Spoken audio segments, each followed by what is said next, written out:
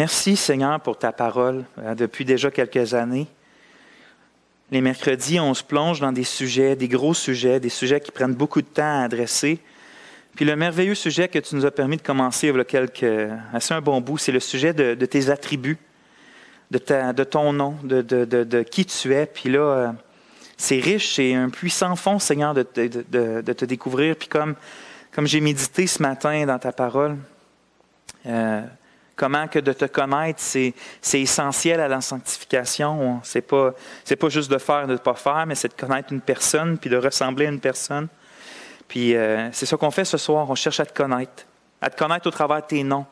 Puis je veux te remercier, Seigneur, de t'avoir présenté à nous d'une façon à ce qu'on puisse te comprendre un peu. Toi qui es incompréhensible, mais tu te révèles de différentes façons pour nous aider, puis ultimement, dans la personne de Jésus qui est un être humain comme nous, sans péché. Puis Seigneur, pour ça, on va te louer pour l'éternité. Donc, donne-nous la sagesse, donne-nous l'intelligence, donne-nous surtout le cœur de saisir spirituellement l'enseignement de ta parole, puis pas juste intellectuellement. Seigneur, je te demande pardon pour mes péchés. Que cela ne soit pas un empêchement à annoncer ta parole qui est pure, elle. Amen. Donc, Amen. On est à la page 197, puis je vous fais un rappel, comme j'ai dit dans ma prière, on est en train d'étudier les noms de Dieu.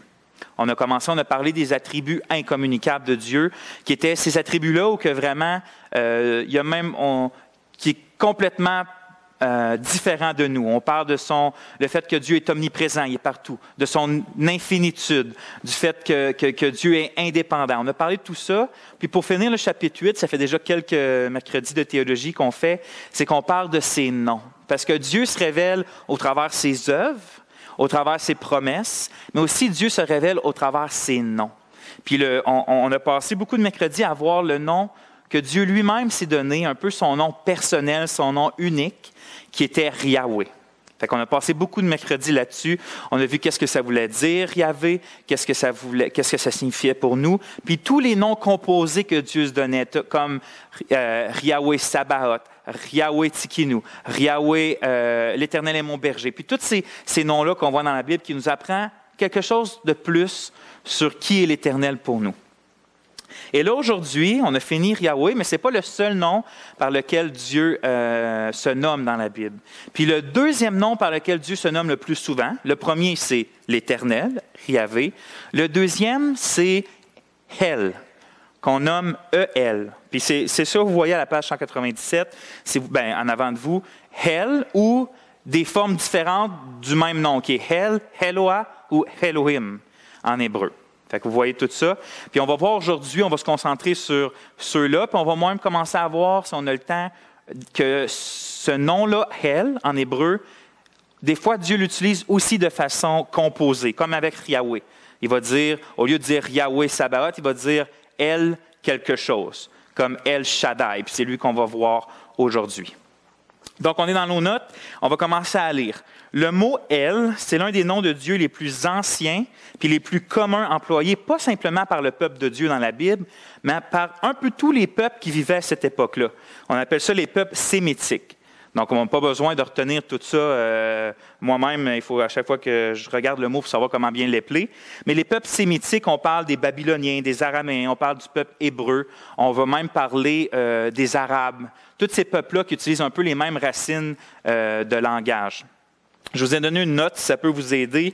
Les langues sémitiques, là, c'est un groupe de langues parlées dès l'Antiquité, que ce soit au Moyen-Orient, en Afrique du Nord, dans la Corne de l'Afrique.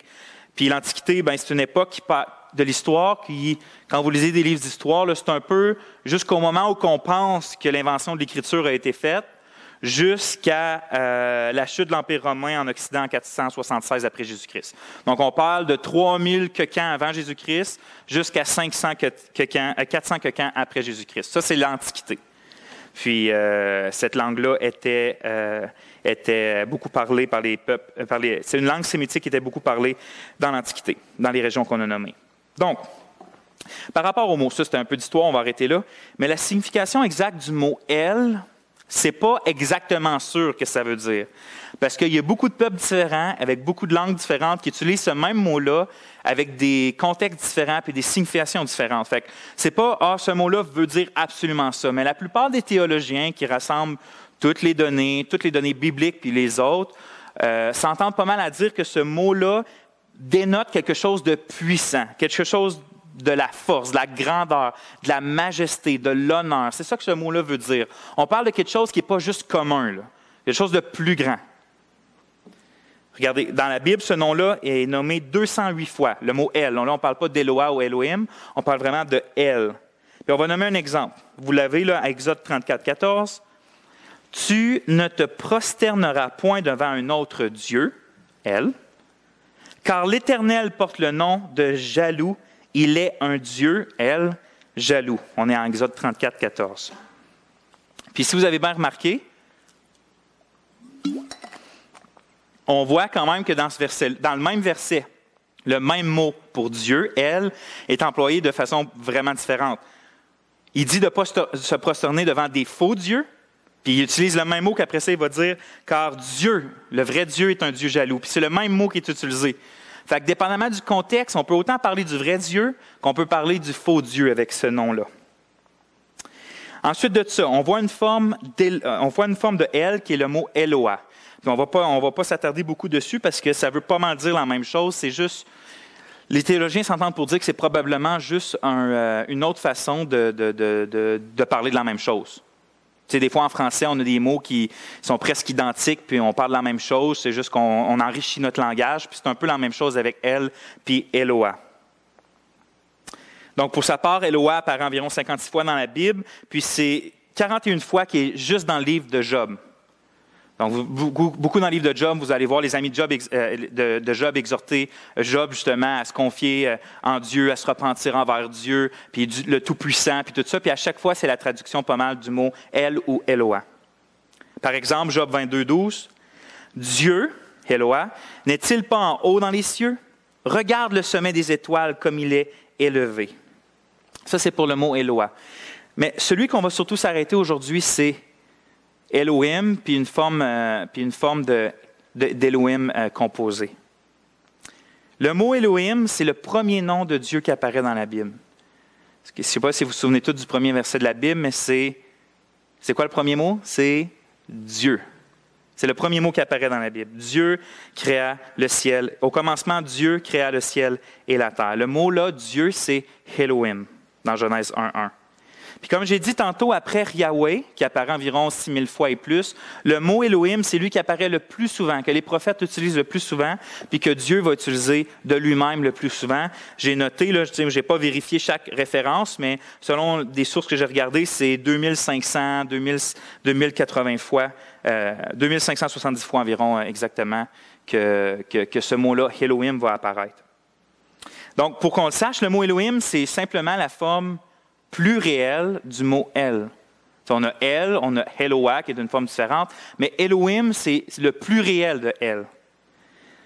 Puis ça peut avoir référence dans la Bible, regardez, là, on va peut-être être surpris, mais le mot Elohim peut autant parler du vrai Dieu, autant de faux dieux, comme qu'on a vu tantôt, mais des fois, il est même attribué à des anges. Puis d'autres fois, il est même attribué à des juges humains. Par exemple, dans le psaume 82, si vous voyez dans les notes, c'est écrit « Dieu se tient dans l'assemblée de Dieu. Il juge au milieu des dieux. » Puis dans le contexte, qu'est-ce qu'on voit? Juste après, c'est écrit « Jusqu'à quand jugerez-vous avec iniquité et aurez-vous égard à la personne des méchants? » Puis Christ va reprendre ce verset-là pour accuser pas les sacrificateurs, mais les pharisiens qui disaient « Tu te dis Dieu, tu te prends pour Dieu, tu t'appelles fils de Dieu. » Puis Christ va dire « Pourquoi vous êtes offusqués de ça quand votre propre loi vous nomme Dieu, vous qui jugez le peuple? » Puis là, ce n'est pas le temps de faire l'exégèse de ce verset-là, mais c'est ce verset-là que Jésus cite. Puis dans la note, je vous ai dit que, contrairement à ce que les témoins de Jéhovah vont dire, eux autres, ils vont utiliser ce verset-là, par exemple. Puis ils vont dire, mais vous voyez dans la Bible, il y a des hommes qui sont appelés Dieu, comme les juges d'Israël. Puis à cause que les hommes sont appelés Dieu, c'est un peu plus que des hommes, c'est des êtres divins, puis ils deviennent comme Dieu, puis ils vont former leur doctrine, qui est une hérésie. Là, c'est le christianisme, on a rejeté ça fait longtemps, de ce que les hommes, un coup qu'ils sont atteints un certain niveau, deviennent des dieux. Pour eux, le Dieu créateur, c'était un homme avant qui vivait sur une autre planète. Puis Jésus-Christ, c'était un homme qui est devenu Dieu. Puis nous aussi, si on marche assez bien, selon les lois des témoins de Jéhovah, bien sûr, on va devenir aussi des dieux. Puis ils se basent sur des versets comme ça. Mais dans le contexte, c'est clair que Dieu n'est pas en train de dire que les juges d'Israël, c'est des divins, c'est des êtres divins plus que des hommes. En fait, pourquoi qu'il les appelle Dieu? C'est mélangeant, mais pourquoi il fait ça? C'est que comme on a vu, le mot « elle », ça ne veut pas dire Dieu en soi. C'est simplement un titre, ça fait une connotation d'honneur, une connotation même de puissance. Puis dans le contexte, les juges, c'est une fonction qui a une honneur, un respect, une certaine majesté, puis même une certaine puissance d'exercer des jugements. Fait que Dieu, il ne dit pas « vous êtes des dieux » dans le sens que vous êtes presque comme moi. Il veut dire « vous êtes des dieux » dans le sens que vous avez de l'honneur et de la puissance. Puis à cause de ça, je vous reprends parce que vous jugez avec iniquité le peuple. Donc, comme je viens de dire, contrairement à Yahweh, le mot « elle » en soi, ce n'est pas un mot qui s'applique uniquement à Dieu. Yahweh, c'est un nom propre. Vous ne pouvez pas dire des faux Yahweh, ça n'existe pas ça. Ça n'existe pas des faux Yahweh. Mais des faux elle, ça existe. Des gens qui créent des idoles pour leur donner de l'honneur et de la majesté qu'en fait, ils n'en ont pas. Ça, c'est des faux elle. Ça existe. Donc, on pourrait se demander pourquoi Dieu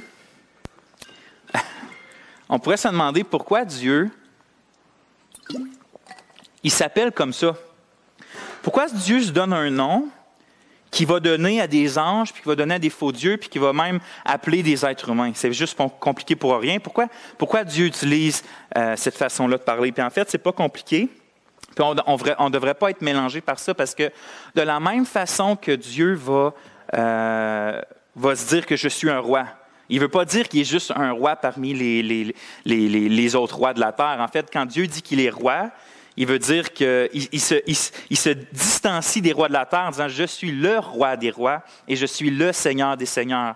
Puis de la même façon, quand Dieu il se présente comme étant elle, comme étant Dieu, il se distingue des autres en disant « Je ne suis pas juste un puissant, je ne suis pas juste un majestueux, je ne suis pas juste quelqu'un qui mérite de l'honneur. Je suis le Tout-Puissant, je suis l'être le plus majestueux, je suis celui qui mérite tout honneur. » Fait que Dieu, il n'a pas de la misère à dire, eux disent qu'ils ont de la majesté. Non, je suis elle, je suis Dieu, je suis le majestueux, je suis le Tout-Puissant.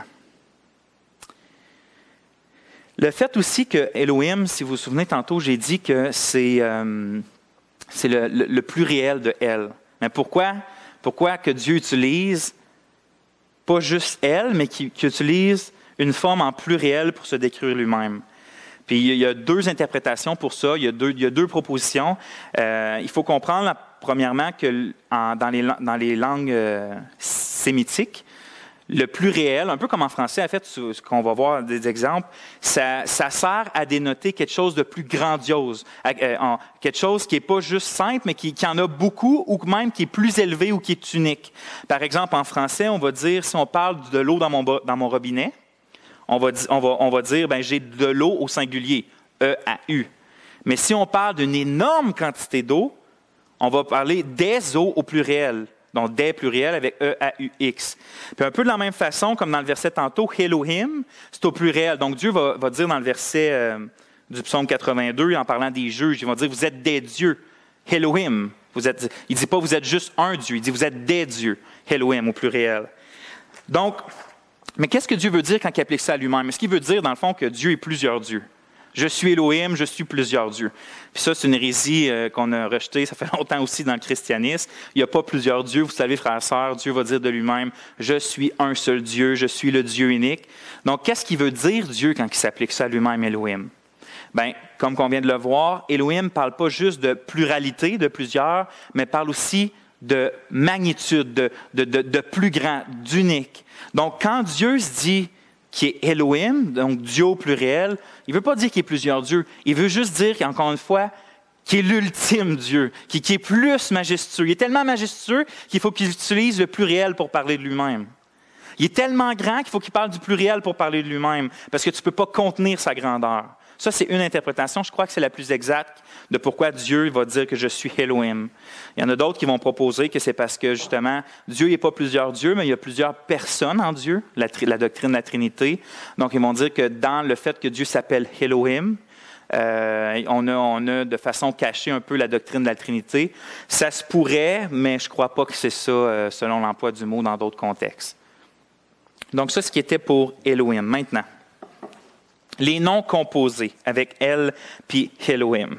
On va en voir juste un aujourd'hui, mais c'est un qu'on chante. Tantôt, je regardais pour le chanter, mais il y a une note que je ne connais pas, mais je veux vraiment apprendre la note à la guitare parce que c'est un beau chant qu'on a chanté souvent à cette église-là, puis c'est El Shaddai.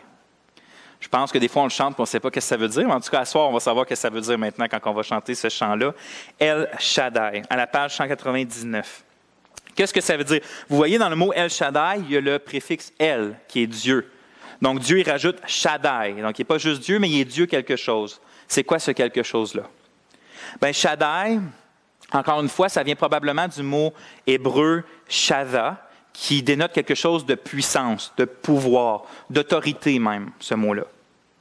Donc, quand on l'applique au seul vrai Dieu, Shaddai, qui est traduit traditionnellement en français par Tout-Puissant, dans nos versions de Louis II, plus exactement, bien, on parle de l'omnipotence de Dieu. Par omnipotence, on va dire que Dieu fait absolument tout ce qu'il veut au moment qu'il veut faire, puis il n'y a rien qui peut l'empêcher d'accomplir sa volonté. C'est ce qu'on veut dire quand on parle d'omnipotence de Dieu.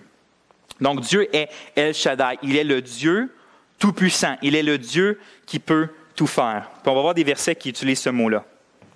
Genèse 17, 1, 2. Lorsque Abraham fut âgé de 99 ans, l'Éternel apparut à Abraham et lui dit, « Je suis El Shaddai. Je suis le Dieu tout-puissant. Marche devant ma face et sois intègre. J'établirai mon alliance entre moi et toi et je te multiplierai à l'extrême. » Donc Dieu se présente à Abraham comme étant pas juste Dieu, parce qu'Abraham, il connaissait ça, des faux dieux. Lui-même en avait avant. Il ne dit pas juste je suis El Shaddai, je suis Dieu tout-puissant. En Genèse 28, on lit, Isaac appela Jacob, le bénit et lui donna cet ordre. Tu ne prendras pas une femme parmi les filles de Canaan.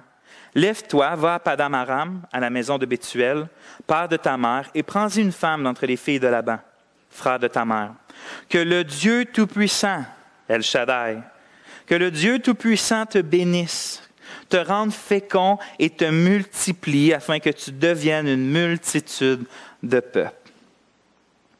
La note que je vous ai mise là, c'est que, est-ce que vous avez remarqué qu'il est quand même significatif que quand Dieu se présente comme El Shaddai à Abraham, dans le premier exemple, bien, c'est à cause qu'il est en train de lui promettre quelque chose de grandiose, quelque chose d'assez extraordinaire.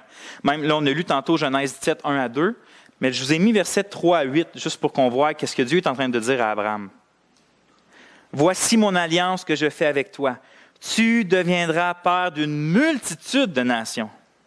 On ne t'appellera plus Abraham, mais ton nom sera Abraham, car je te rends père d'une multitude de nations. Je te rendrai fécond à l'extrême. Je ferai de toi des nations, et des rois sortiront de toi. J'établirai mon alliance entre moi et toi, et tes descendants après toi, selon leur génération. Ce sera une alliance perpétuelle en vertu de laquelle je serai ton Dieu et celui de ta postérité après toi. Je te donnerai, et à tes descendants après toi, le pays que tu habites comme étranger, tout le pays de Canaan en possession perpétuelle, et je serai ton Dieu.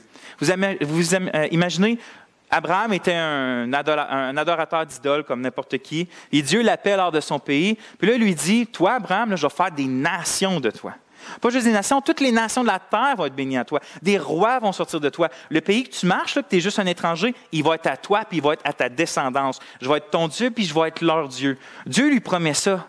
Imaginez comment Dieu est quand même gracieux de se présenter comme le Dieu tout-puissant.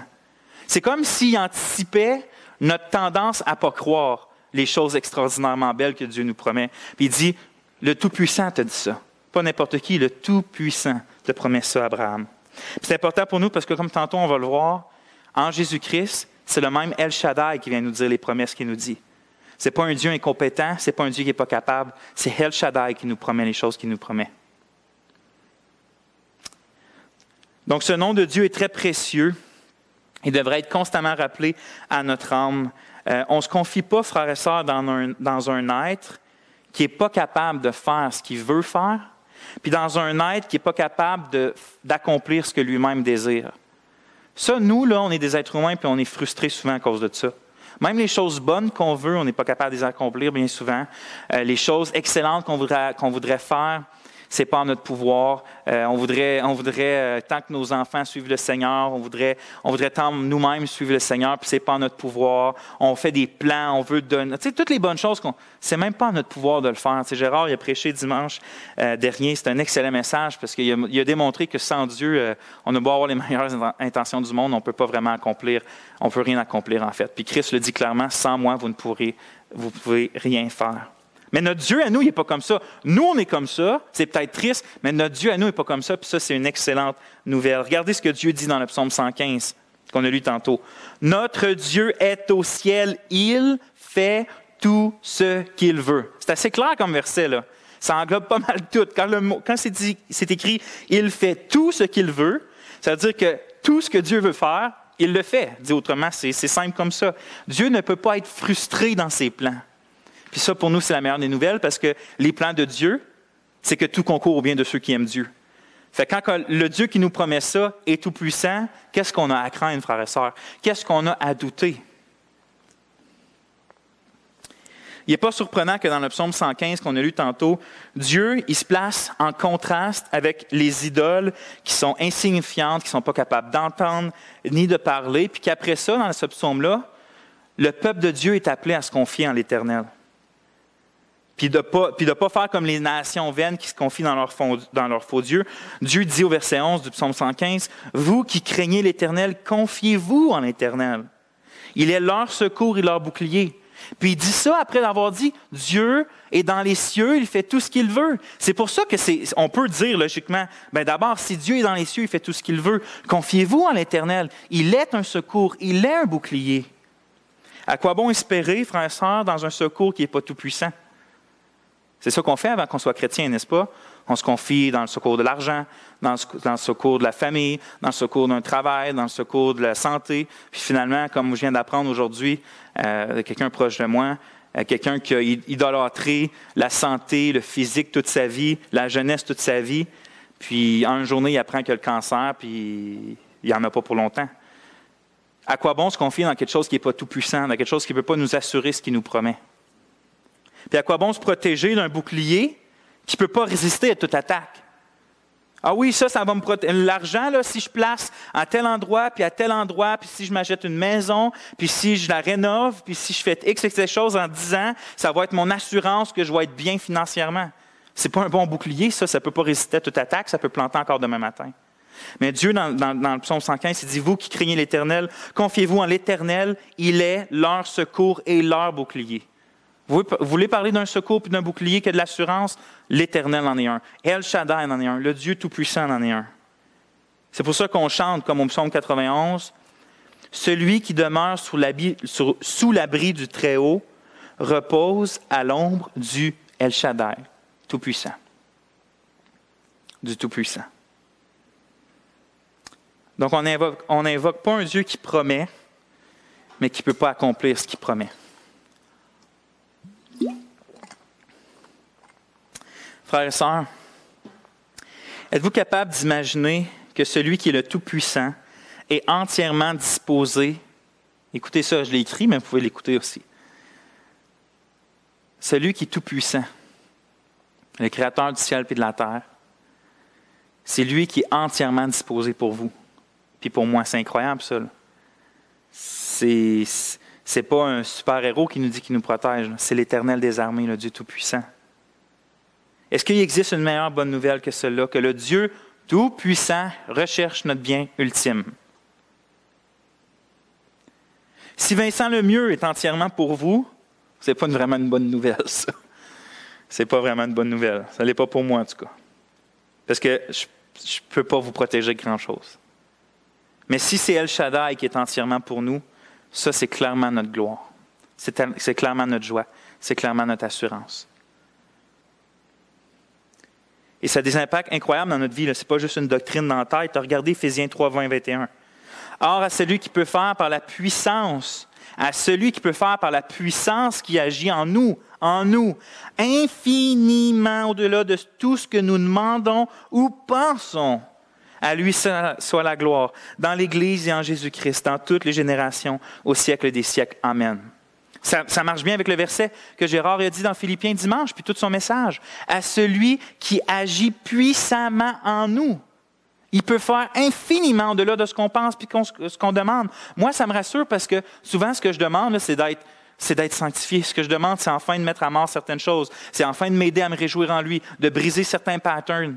Mais je n'ai pas à douter que ce que je demande, c'est trop fort, c'est trop gros. À ça, là, par exemple, ben, tu charries un peu avec ça. Là. Non. Il peut faire infiniment au-dessus de ça à cause de la puissance. Pas juste une puissance vague, là, une puissance qui agit en nous, frères et sœurs.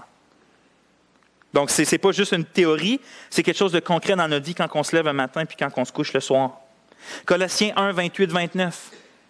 C'est lui que nous annonçons, en parlant de Jésus-Christ, c'est lui que nous annonçons, exhortant tout homme et instruisant tout homme en toute sagesse, afin de présenter à Dieu tout homme devenu parfait en Christ. C'est à quoi je travaille, Paul dit, en combattant avec sa force qui agit puissamment en moi. Fait qu'il parle de la mission que Paul a, puis regardez comment il dit ça, comment il décrit la mission qu'il a hautement. D'apporter, de présenter à Dieu tout homme devenu parfait en Christ. Qui se lève le matin et dit, mais moi, ça va être ça mon travail. Je vais amener puis présenter à Dieu tout homme rendu parfait en Jésus-Christ. Non, mais il faut être fou pour penser qu'on est capable d'accomplir ça. Mais ce n'est pas ça que Paul dit, encore une fois. Il ne dit pas que c'est lui qui l'accomplit. Il dit qu'il fait ça. C'est à quoi je travaille en combattant, oui, tous ces efforts, avec sa force. La force de qui? La force de Dieu. Qui agit puissamment en moi, encore une fois. Donc, comme ça nous aide pour notre sanctification puis à faire au-delà de tout ce qu'on imagine, c'est la puissance de El Shaddai aussi qui nous fait faire tout ce qu'il nous demande, qui nous aide à accomplir toute la mission aussi qu'il nous demande, qui est bien là au-dessus de nos forces. Mais ce nom, ce n'est pas simplement un réconfort, par exemple, pour ceux et celles qui s'humilient devant puis croient le Christ. Parce que ce nom-là, ça évoque aussi la terreur puis le malheur pour ceux, par exemple, qui ne sont pas en Jésus-Christ. Donc, autant que El Shaddai, c'est une assurance, une joie, un réconfort, une jubilation, une exaltation pour ceux qui sont en Jésus-Christ, c'est tout le contraire pour ceux qui ne sont pas en Christ. Comme Ésaïe le proclame, « Gémissez, car le jour de l'Éternel est proche. Il vient comme un ravage du El Shaddai, du Tout-Puissant. » Joël va dire un peu la même chose. « Ah, quel jour! Car le jour de l'Éternel est proche. Il vient comme un ravage du Tout-Puissant. » Ainsi, El Shaddai, c'est à la fois un appel à la confiance suprême en un Dieu tout-puissant, mais aussi un rappel que personne ne peut lui échapper et qu'ainsi tous les hommes et les femmes du monde sont exhortés à se confier en lui au lieu de subir sa toute et puissante colère. C'est pas pour rien, je lis l'Apocalypse avec mes enfants ces temps-ci, puis on est dans les trompettes, on vient de finir les sauts, puis là on est dans les 7 trompettes, puis que je pense que c'est au 6e saut que les gens demandent aux montagnes de tomber sur eux pour les cacher de la colère de l'agneau. Car qui peut subsister à la terreur de l'Éternel? Ça, c'est parce qu'il est El Shaddai. Mais pour nous, ce soir qui écoutent, Dieu n'est pas obligé d'être le El Shaddai de terreur. Il se présente et il nous invite lui-même à être un El Shaddai réconfortant. Puis ça, c'est pour ceux qui s'abandonnent à Christ et qui veulent bien de son amour. C'est ce que je sais que vous êtes dans cette sphère-là, vous, frères et sœurs.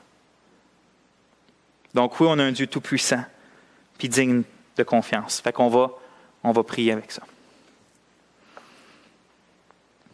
Ô El Shaddai, toi qui, par ta parole toute-puissante, as tout créé, qui par ta parole toute-puissante soutient toutes choses, et qui par ta parole toute-puissante nous a recréés, régénérés, pour qu'on puisse avoir une espérance, l'espérance d'appartenir justement à El Shaddai. Seigneur, nos yeux sont comme pris dans de la colle des fois, puis on ne réussit pas à percevoir comment tu sais, on se lève, oh Seigneur, on se lève le matin, Puis quand on rouvre les yeux, on devrait savoir que le Tout-Puissant est disposé à nous faire le plus grand bien. Que ton cœur est tourné vers nous comme ça. Seigneur, qu'on soit prompt à venir à toi, chercher la puissance que tu nous donnes gratuitement. Pas pour vivre nos vies selon nos vies, mais de vivre nos vies selon ta vie. Je te prie de rassurer, de réconforter, de consoler mes frères et sœurs, puis que dans leur pire de leurs épreuves, ils puissent se souvenir qu'El Shaddai est pour eux en Jésus-Christ. Amen.